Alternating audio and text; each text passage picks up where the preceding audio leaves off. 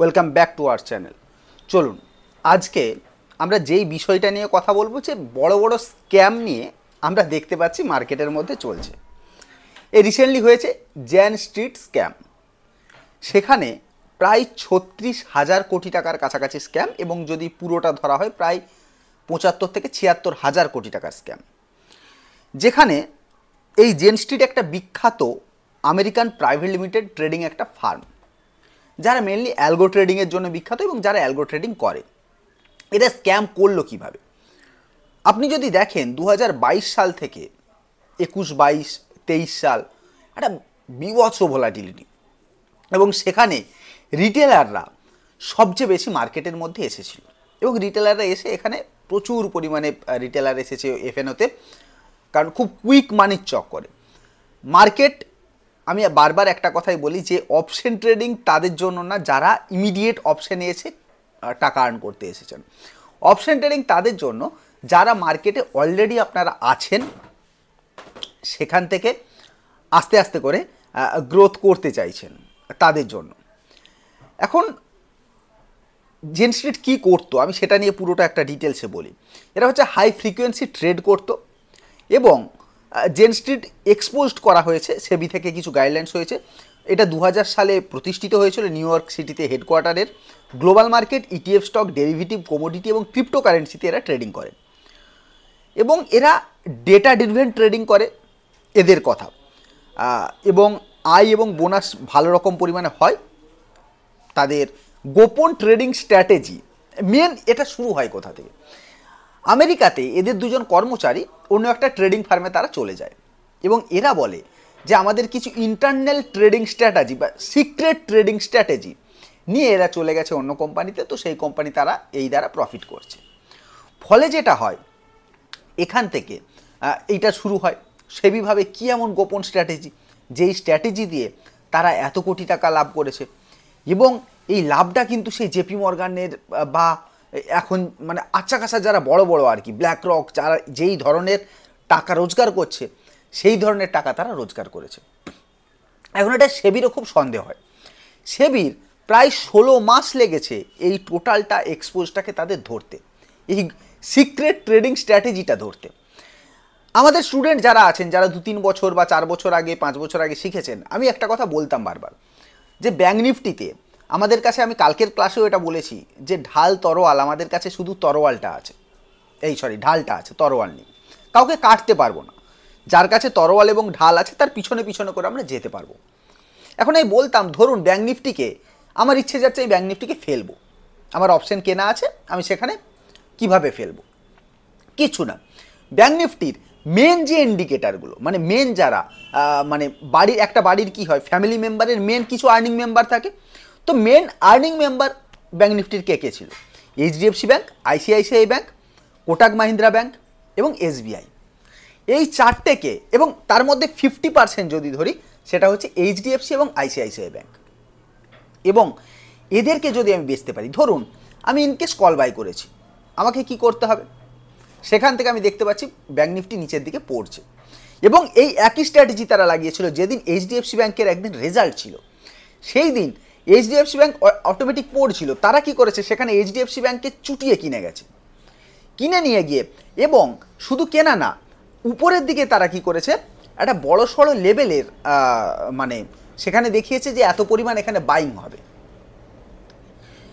এবং আপনি ধরুন এখন চলছে এইচডিএফসি ব্যাঙ্ক ২০০০ টাকাতে, আপনি কি করলেন, কি ২০৮০ টাকাতে আপনি কিছু বাইং অর্ডার দিয়ে রাখলেন, সেখানে দেখাবে যে বাইং অর্ডার এতটা পড়েছে। ফলে মার্কেটের মধ্যে একটা আপসাইডের মুভমেন্ট দেখা যাবে, এই ভলিউম ক্রিয়েট হবে। সেই ভলিউমটা সেখানে কিন্তু প্রপারভাবে এক্সিকিউট হবে না, এবং তারা সেই জায়গার আসার আগেই তারা সেখানে কেটে দেবে, এবং সেখান থেকে ব্যাঙ্ক নিফটির জন্য তারা আবার পুট বাই করে নেবে। এবং এইভাবে তারা একটা নিজেদের মধ্যে, তারা যে সিঙ্গাপুরে তাদের যে ফার্মটা করেছিল সেইটাকে লস দেখিয়ে, বাকি ৩টে, জাপানে একটা আছে, আমেরিকাতে একটা আছে, ভারতবর্ষে একটা আছে, এবং নোভামা বলে যে সিকিউরিটিজ, তাদের সাথে তারা টাইপ করেছিল, ফলে নোভামাও 10 থেকে 12% কাছাকাছি পড়েছে। তো এইটা হয়ে গেছে ফ্যাক্টর, যে এই ফ্যাক্টরটার জন্য যেটা ঘটেছে, একটা বড় রকম স্ক্যাম কিন্তু তারা করেছে।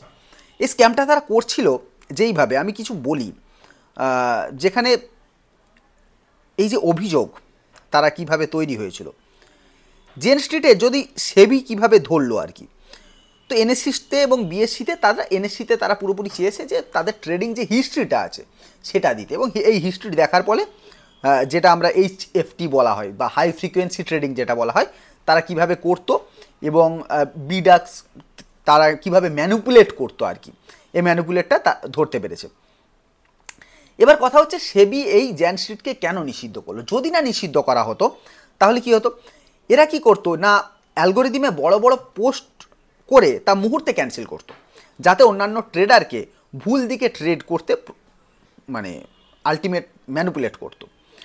এবং সেবির prohibition of fraudulent and unfair trading practice, এই নিয়ম তারা উল্লঙ্ঘন করেছে, ওয়াশ ট্রেডিং করেছে এবং মানে নিজেরাই একই সিকিউরিটিসকে কিনে এবং বিক্রি করে বাই করেছে, সেল করেছে, একই সিকিউরিটিসকে তারা এইভাবে করেছে এবং এফপিআই নিয়মও তারা উল্লঙ্ঘন করেছে। তো তাদের জন্য যেটা করা হয়েছে, জরিমানা মোটামুটি পক্ষে প্রায় খুব সম্ভবত 4,000 কোটি টাকার 4,500 কোটি টাকার কাছাকাছি প্রায় তাদের জরিমানা করা হয়েছে এবং তাদের অ্যাকাউন্টকে ফ্রিজ করা হয়েছে।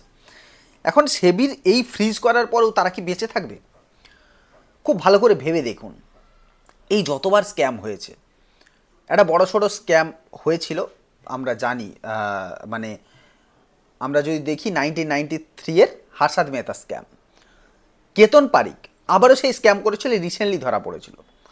একবার যে মানে রক্তের স্বাদ পেয়ে যায়, মানে মিষ্টি রক্ত যাকে বলা হয় আর কি, টাকার স্বাদ এমনই তো স্বাদ, রক্তের স্বাদের মতো, এ টাকার স্বাদ পেয়ে গেলে কিন্তু সেই স্বাদ সে কখনো ছাড়বে না, ফলে এই স্বাদও কখনো ছাড়বে না। এবং আমার মনে হয় না ইমিডিয়েট ব্যাপারটা পুরোপুরি ঘটবে, এই সেবি এটা করতেই থাকবে, 3-4 মাসের আবার একটা গ্যাপ থাকবে, আবার তারা নতুনভাবে কোনো না কোনো প্ল্যান খাটাবে বা অন্য কেউ আসবে, এটা হতে থাকবে। যাই হোক, ইন্ডেক্সের ক্ষেত্রে নিফটি 50-র ক্ষেত্রে কালকের দিনের কি হবে আমরা একটু আলোচনা করে নিই। ইন্ডেক্সকে আমরা দেখতে পাচ্ছি 25,444-এর উপরে যদি সেটা স্টেবল করে, আমাদের নেক্সট টার্গেট থাকবে 25,555, 25,666 লেভেল এবং 611 লেভেলে একটা স্ট্রং রেজিস্ট্যান্স আছে। নিচের দিকে যদি দেখি 320 লেভেলটাকে যদি ব্রেক করে তাহলে 222-এর লেভেল, এবং 222 ব্রেক করলে 166 লেভেল, 25,166 লেভেল, এইগুলো আমরা দেখতে পেতে পারি। এছাড়া বিশাল কিছু নেই। মোটামুটি ব্যাঙ্ক নিফটির ক্ষেত্রেও আমরা যদি দেখি যে 57,000 লেভেলে খুব স্ট্রং একটা মোটামুটি তারা আটকে রেখেছে, 57,000 থেকে ওঠার চেষ্টা করে নাকি এই সব স্ক্যামের জন্য আবারও মার্কেট কিছুটা পরিমাণ পতন হয়, সেটা সোমবার দিন দেখা যাবে। মার্কেটে যেই ধরনের সিনারিও তৈরি হয়েছে, শেষের যেই মুহূর্তের একটা আপসাইডে মুভমেন্ট, যেটা মানে নির্দেশ করে যে আপসাইডে যাওয়ার সম্ভাবনা বেশি কালকের দিনে, মানে স্লাইড আপসাইডে গিয়ে এটা একটা নিউট্রাল বুলিশ বলতে পারি, নিউট্রাল টু বুলিশ বলতে পারি, না তো বিয়ারিশ। আমি কালকেও এই কথাটা বলেছিলাম, মানে আগের দিনের কথা, তো সেইটাতে আমি এখন অবধি আটকে আছি। তো এই রকম ভাব মোটামুটি থাকবে। এখন অনেকেই বিচার করবেন যে আচ্ছা আমরা কি তাহলে অপশন ট্রেডিং ছেড়ে দেবো? আমার মনে হয় না অপশন ট্রেডিং বা ট্রেডিং ছেড়ে দিয়ে তো কিছু হবে না। যারা করতে চান, যাদের কাছে এটা অ্যাক্টিভ ইনকাম, যাদের প্যাসিভ ইনকাম, আমার মনে হয় তাদের না করাই ভালো। তারা ইনভেস্টিং করুন, আপনার কাছে যদি একটা জব থাকে, সিকিওর জব থাকে, সমস্ত কিছু করে আপনি একটা ছোটো ছোটো ইনভেস্ট করুন। যাদের ইচ্ছে যে এই ট্রেডিংটাকে নিয়ে বড় স্বপ্ন দেখছি বা বড় কিছু করার কথা ভাবছি, তারা এই বিষয়টাকে নিয়ে করতে পারেন। তো যাই হোক, এই হচ্ছে মোটামুটি কালকের দিনে ট্রেডিংয়ের একটা পার্ট। এবং এই জ্যান স্ট্রিট নিয়ে আপনারা অনেকেই জানতে চেয়েছেন, আমি মানে ভাবছিলাম যে এইটা নিয়ে কালকেই ভিডিওটা বানাবো ভেবেছিলাম, কালকে সকালের দিকেই এইটা, কালকে যেহেতু ফ্রি ক্লাস করিয়েছি পরে আর এটা বানানো হয়নি। তো এই ঘটনাগুলো চলছে, সেবির গাইডলাইন্স অনুযায়ী সেগুলো হবেই, সেবিরও কিছু করার নেই। যে সেবি দেখছে এত কিছু ঘটছে, এখানের মধ্যে এত মানুষ ট্রেডিং করেন, প্রত্যেকটা জিনিস ইন্ডিভিজুয়ালভাবে দেখা খুব টাফ।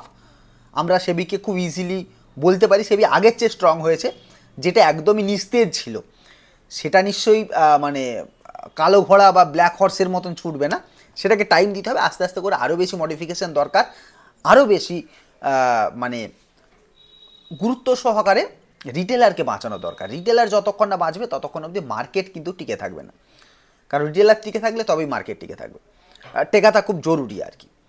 তো এইটা ব্যাপার। আর আপনারা অবশ্যই সাবধানেই কাজ করবেন, কারণ আপনারা নিজেরাই নিজেদের যদি বিপদকে না টেনে আনেন তাহলে বিপদ হওয়ার সম্ভাবনা কম। আনলিমিটেড রিস্ক ম্যানেজমেন্ট না করে ন্যাকেড যারা পজিশন বানান তাদের অন্তত একটু রিস্ক ম্যানেজমেন্ট করা দরকার, নইলে আনলিমিটেড টাকা লস হতে পারে এখানে। তো সেইটাকে একটু বিচার বিবেচনা করেই করা উচিত। চলুন আজকের মতো ভিডিও এখানেই শেষ করছি। থ্যাংক ইউ, বাই বাই, খুব ভালো থাকবেন, সুস্থ থাকবেন। আবার দেখা হচ্ছে একটা নেক্সট ভিডিওতে। কালকে যারা ডেমো ক্লাসে আমাদের জয়েন করেছেন তাদের সকলকে ধন্যবাদ। আর এই শনিবার থেকে এবার ক্লাস স্টার্ট হচ্ছে। যারা যারা জয়েন করতে চান 5 মাসের কোর্স, তারা জয়েন করে যান আমাদের 9331419228 এই নাম্বারে যোগাযোগ করে আপনারা আমাদের ক্লাসে জয়েন করতে পারেন। চলুন আজকের মতো ভিডিও এখানেই শেষ করছি। থ্যাংক ইউ, বাই বাই, খুব ভালো থাকবেন, সুস্থ থাকবেন। আবার দেখা হচ্ছে একটা নেক্সট ভিডিওতে। Bye bye.